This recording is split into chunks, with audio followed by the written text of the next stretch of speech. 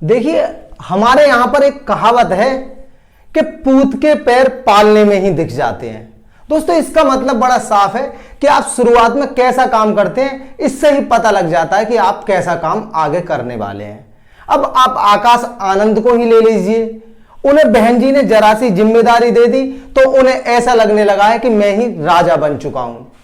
वैसे करीब करीब हो भी ऐसा ही रहा है। तरीके से बहन जी ने उन्हें जिम्मेदारी दे रखी है।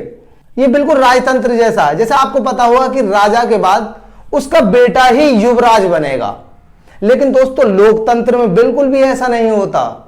राजा कौन बनेगा ये बात तो जनता तय करेगी, लेकिन जिस तरीके से वो अपने आप को राजा समझ रहे हैं उनमें बहुत ज्यादा अहंकार आ चुका है, क्योंकि बहन जी ने पूरी की पूरी जिम्मेदारी उन पर सौंप दी है।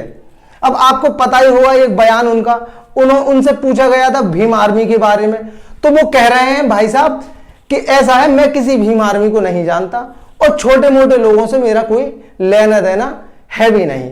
ये बिल्कुल ऐसे मान लीजिए, बिल्कुल जैसे आप मैदान में उतरे भी नहीं कि आप तलवार चलानी आप लोगों ने स्टार्ट कर दी।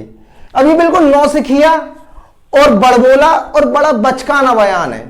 ये बचकाना बयान इसलिए बोलूंगा क्योंकि सबको पता है कि भाई भीम आर्मी कौन है। अच्छा, मैं ये भी मान लूं कि आपको चलो भीम आर्मी के बारे में नहीं भी पता है, तो आपको ये तो पता होगा कि दलित कौन है। दलितों से तो आपका पुराना ताल्लुकात रहा है, तो दलित कुछ भीम आर्मी से भी जुड़े हुए हैं।